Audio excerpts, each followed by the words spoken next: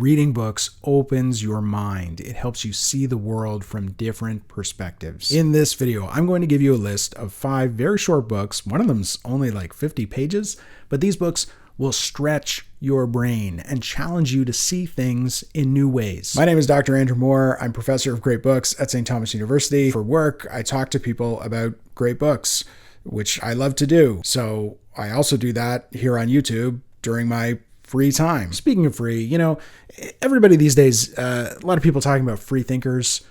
People want to be free thinkers. Weirdly, some of the people who are loudest about the importance of free thinking are themselves sheep. To genuinely become a free thinker, to really be open-minded, you have to be exposed to ideas that are unlike your own.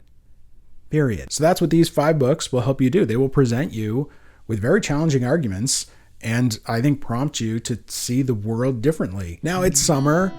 Are these books beach reads?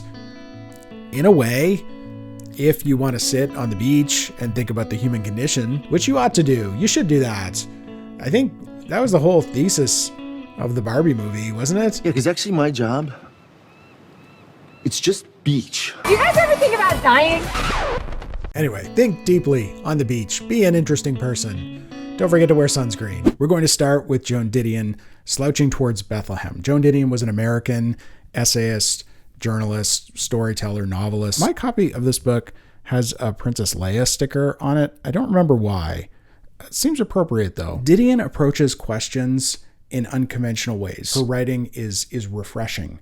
She has a very idiosyncratic perspective. Slouching Towards Bethlehem is probably her most famous book. The other, The Year of Magical Thinking, is, maybe you've heard of that. That's maybe that's her most famous book. This one came out first though. This was like her first most famous book. And the most famous part of this famous book is the titular essay, Slouching Towards Bethlehem. It was written in the late 1960s. Didion went to San Francisco and immersed herself in hippie culture, counterculture. She hung out with the Grateful Dead, and she provides a portrait of this generation of people who are disillusioned with American life and kind of adrift. I should note, this is the longest book on the list. This is actually kind of a normal sized book. It's like 230 pages. All the others are way shorter, but it's a collection of essays or stories. So you can read it like a little bit at a time. There is one essay in here that I think about all the time. It's called On Morality. In On Morality, Didion explores this story. It's a true story about a car accident that occurs in Death Valley. It involves 2 young people, a young guy driving with his girlfriend, and they go off the road and the driver is killed. His girlfriend is badly injured. And then they are discovered by another couple who comes following behind them, and it's a woman who's a nurse and her husband. And the nurse takes the injured girl to the hospital, which is miles and miles away, and her husband stays on the side of the road with this young guy who's been killed in an accident. And Didion raises this question: why does the man stay with the stranger's body? And what does this tell us about human morality? One of the promises we make to one another is that we will try to retrieve our casualties, try not to abandon our dead to the coyotes. If we have been taught to keep our promises, if, in the simplest terms, our upbringing is good enough, we stay with the body or have bad dreams. This episode grabs Didion's attention because on the whole, she's very skeptical about morality. You see, I want to be quite obstinate about insisting that we have no way of knowing, beyond that fundamental loyalty to the social code, what is right, what is wrong, what is good, and what evil. She says, standing by the side of the road with the dead, she calls it like wagon trail morality. It's like kind of the bare minimum. And beyond that, she's not sure what we can say with certainty about morality. And Didion is skeptical because she distrusts even human conscience. She's not sure we can trust our consciences. I followed my own conscience. I did what I thought was right. How many madmen have said it and meant it? Maybe we have all said it, and maybe we have been wrong, except on the most primitive level. Our loyalties to those we love. What could be more arrogant than to claim the primacy of personal conscience? So Didion asks hard questions about morality. Maybe we don't know for sure what's right and what's wrong. Now, one writer who would stridently disagree with Joan Didion on this point is C.S. Lewis. He is the author best known for writing the Chronicles of Narnia. You probably know about Narnia.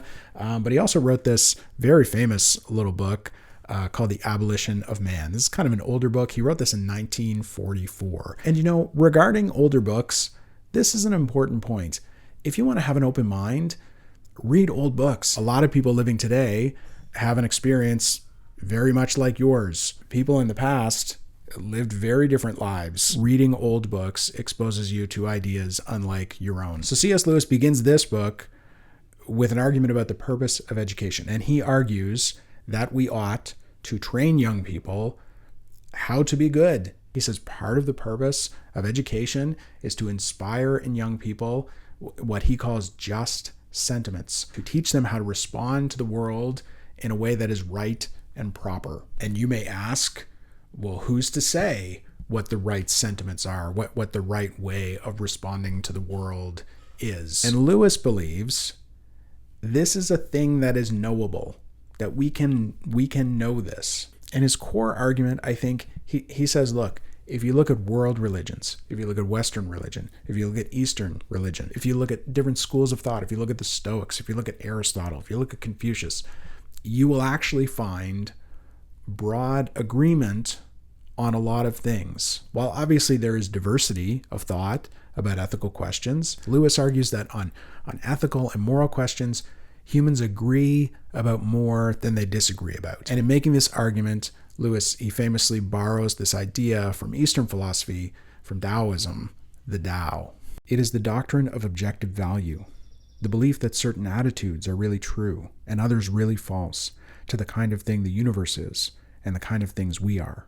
Those who know the Tao can hold that to call children delightful or old men venerable is not simply to record a psychological fact about our own parental or filial emotions at the moment, but to recognize a quality which demands a certain response from us, whether we make it or not. So Lewis stays with this example for a minute and he says, I don't like children, but he says, I recognize that as a deficiency in myself. It's not the case that maybe children are bad for the world. He says, no, children are good and delightful. That is a real quality of children, and we either recognize it or we don't. Now, many of us, we get itchy, we get squirmy when people start talking about objective truth or objective morality, and I get it. We might want to say, there's no such thing as objectivity or objective truth. Now, Lewis notes this, and he has a rebuttal worth considering. A great many of those who debunk traditional, or as they would say, sentimental values, have in the background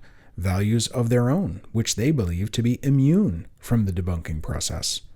They claim to be cutting away the parasitic growth of emotion, religious sanction, and inherited taboos in order that real or basic values may emerge. So I think Lewis has a point here. A lot of the time when people try to debunk like objective morality and say to people, who are you to say what's right or wrong? In those cases, not all the time, but some of the time, a lot of the time, people, they're not actually saying there are no moral standards, there are no rules, anything can be right and anything can be wrong. What they're actually saying is, your standard is wrong. I have in my back pocket here another standard which is correct. And so sometimes we make this argument, we're like, there's no rules, it's all just made up. But we don't really think that. I don't think we really think that. I think a lot of the time we just have our own rules that we think everybody else should follow. Like you get angry when people cut in line. Why do you do that? Now, before we go any further, I need to tell you a story about something that happened on YouTube. So this video is part of a series I'm calling The Summer of Goodness. I'm making videos all summer about goodness, about questions of moral goodness, focusing on human goodness in a world that is not always hospitable to goodness. About a month ago, I posted the first video in the series. This is the one about my intellectual midlife crisis. Is this a crisis? Maybe it's not a crisis. An intellectual midlife dilemma. Intellectual midlife dilemma. Whatever. Now, for context, most videos I make generate subscribers. You make a video, people subscribe to the channel. That's kind of how it works. But this video, the first video in the Summer of Goodness series, do you want to see how many subscribers this video generated? Are you ready for it? Get ready. -1. We're down one person. But that's not the whole story. Let's look at the data. In the first couple of days that this video was posted, we actually lost 6 subscribers. -6 subscribers in response to that video. So what that means, my friends, is that video where I said, I want to talk about goodness. I want to make videos about goodness. 6 people were like, not for me. I don't want any goodness. So those 6 people, I think it's clear, must hate goodness. But now look at this. As time passes, the tide begins to turn. On your left. We gain 5 subscribers. And I think it's reasonable to infer that those people, like the rest of you, love goodness. These are subscribers who are drawn towards goodness. We need more such people in the world and also hanging around this channel. So maybe subscribe to the channel, hang out and watch videos on goodness. It's the summer of goodness. Assemble. Let's go. Next on the list. I feel like my camera is crooked. Next on the list is this tiny collection of essays. It's only like 51 pages. Shortest book on the list. It's a little collection of essays by Audre Lorde. The Master's tools will never dismantle the Master's house. I've talked about Audre Lorde before on the channel. I find her writing very powerful and very meaningful and very useful in the present context. And listen, I am a straight white guy who, comparatively speaking, has endured very little hardship in my life. Audre Lorde is a black, lesbian, civil rights activist who spent years of her life enduring breast cancer. To become an open-minded person, you have to engage with perspectives unlike your own. You should read books by people who are not like you. Lorde actually writes in one of the essays in this volume a beautiful little section in praise of human difference. Difference must be not merely tolerated, but seen as a fund of necessary polarities between which our creativity can spark like a dialectic. Only then does the necessity for interdependence become unthreatening. Only within that interdependency of different strengths, acknowledged and equal, can the power to seek new ways of being in the world generate, as well as the courage and sustenance to act where there are no charters. You should read books by people who are not like you. You should engage with perspectives unlike your own, people who have different backgrounds and experiences to you. This is how you will learn to see the world in different ways. I think Lorde is a really valuable writer for the 21st century. In her work, she emphasizes courage and building diverse communities and coalitions with an eye towards creating a world that is more just and more free for all people. That sounds nice. I find her work inspiring. This little book contains essays on poetry, on anger, on lessons from the 1960s. It's a great little read. You could read this in a day or a weekend. I don't know, read like one essay a night on the beach. Night beach. I don't know, bring a flashlight. Now, the next 2 books on this list are meant to be challenging. They are meant to challenge the way you look at the world, challenge some of your biases, the way you think. They certainly had that effect on me. The first one is Angela Davis's Are Prisons Obsolete? Davis is a fascinating figure. She is a social and political thinker from the United States. She's an activist. She's an academic. She was once a member of the Communist Party of the United States. She's widely regarded as a pretty radical thinker. Now, her question in this little book, which is really like a long essay, is, are prisons obsolete? In other words, do we need prisons? And you may reflexively think, that's a crazy question. Of course, there are dangerous criminals. There are people who are a threat to public safety. We need to put them somewhere. So of course we need prisons. What are we going to do without prisons? But Davis points out in this book that prisons are a historical phenomenon. They have not always existed. There was a time before prisons. We have not always, like as a species, punished people by putting them in concrete boxes. That's something we invented. And she goes through the history that we developed prisons with this idea that incarcerating someone and trying to rehabilitate them, trying to like change their soul, we thought this was the progressive thing to do. This was the just way to punish someone. But Davis wants us to consider, has this institution outlived its usefulness, or maybe has it drifted from its original intended purpose? Like, a lot of bad things happen in prisons. I think it's fair to say that prisons don't only solve problems, they also cause problems. So might there be like alternative forms of achieving justice, or even alternative forms of punishing people that don't involve incarceration. This is a challenging argument. And I will admit, when I first read this book, probably 10 years ago, I think, I just did not agree. I was not persuaded by Davis. But over time, as I've read and reread this book, I've come around to thinking that Davis might be right, or at least that this argument deserves a hearing. The prison system does do a lot of harm to people, and maybe it does not serve our needs. In some cases, we're talking about people who've made mistakes or who've made bad decisions, and where it doesn't make sense to take them away from their families and their communities and just like bury them somewhere for a decade. Maybe it does. Obviously, if we're talking about serious crimes, things like violent crimes, then maybe it does make sense to box people away somewhere, remove them from the public sphere. It is very hard to imagine a world with no prisons. But Davis points out in this book that we have also said that about other institutions in the past. Things like slavery. That was an institution we thought we could not abolish.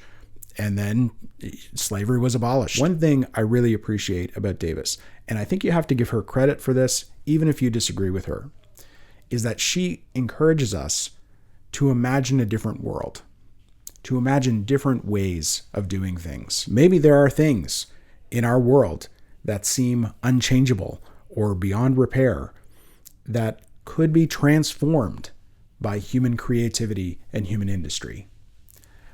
I think that is an inspiring thought. Next on the list, another short but challenging work, Susan Sontag, Regarding the Pain of Others. Now, this book is about 20 years old, and in it, Sontag provides us with a history of photography, and specifically of war journalism, war photography. And Sontag wants to explore both the power and the limitations of photography as a medium that we use to communicate the suffering of other people. One of the ideas that she raises really stays with me. She talks about how we regularly see images from conflict zones or people suffering on the other side of the world.